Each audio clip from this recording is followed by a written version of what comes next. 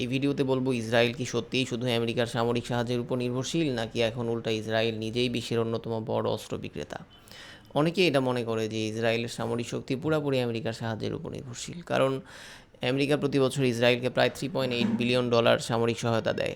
যদিও recent time এই সহায়তার পরিমাণ আরও বাড়ছে, সেজন্যই অনেকের ধারণা যে ইসরায়েল নিজে কিছুই না, সবই আমেরিকার কারণে। কিন্তু গত কয়েক বছরের পরিসংখ্যানটা যদি একটু দেখেন, তাহলে সব কিছু ক্লিয়ার হয়ে যাবে। পরিসংখ্যান অনুযায়ী ইসরায়েল বছরে $19 বিলিয়ন বেশি অস্ত্র বিভিন্ন দেশে রপ্তানি করে। এমনকি ইসরায়েল এখন বিশ্বের অস্ত্র রপ্তানিকারক দেশের তালিকায় 3 নম্বরে অবস্থান করতেছে।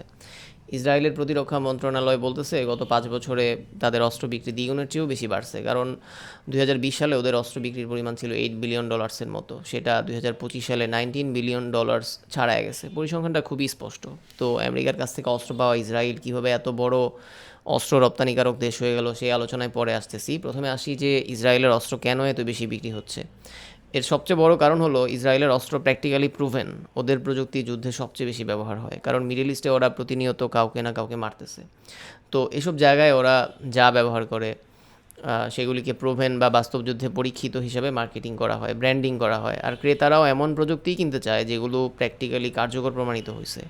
তাছাড়া ইউক্রেন যুদ্ধেও ইসরায়েলের প্রযুক্তি ব্যবহার হচ্ছে। সেজন্যই রাশিয়ার ইউক্রেন আক্রমণের পর ইউরোপের দেশগুলা আকাশ প্রতিরক্ষায় স্ট্রং করার জন্য আগের চেয়ে অনেক বেশি ইসরায়েলের প্রযুক্তির উপর ডিপেন্ড করতেছে। এই যেমন জার্মানি 2025 সালে ইসরায়েলের সাথে ইতিহাসের সবচেয়ে বড় সামরিক চুক্তি করে, যেটার মূল্য $6.5 বিলিয়ন। তবে ইসরায়েল যতই অস্ত্র বিক্রি করুক, ওরা নিজেরা যা ইউজ করে সেটার 70% এখনও আমেরিকা থেকে আসে। ইসরায়েল তো জাস্ট মিডল ইস্টে আমেরিকার একটা প্রক্সি।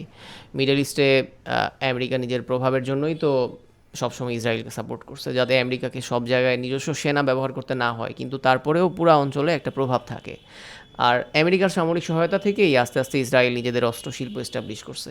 অস্ত্র রপ্তানি শুধু যে ওদের অর্থনীতিতে প্রভাব ফেলতেছে ব্যাপারটা এরকম না, জিওপলিটিক্সে ওদের প্রভাব আগের চেয়ে অনেক বেশি বাড়ছে। কিভাবে? গাজায় যখন ওরা গণহত্যা চালায়, যখন লেবাননে অ্যাটাক করে, যখন ইরানের সাথে যুদ্ধ শুরু করে, তখন যারা ওদের কাছ থেকে অস্ত্র কিনে তারা কিন্তু ওদেরকে কিছু বলতে পারে না, কারণ তারা ইসরায়েলের সামরিক প্রযুক্তির উপর নির্ভর করতেছে। তাই কূটনৈতিক সম্পর্কও ঠিক রাখতে হচ্ছে।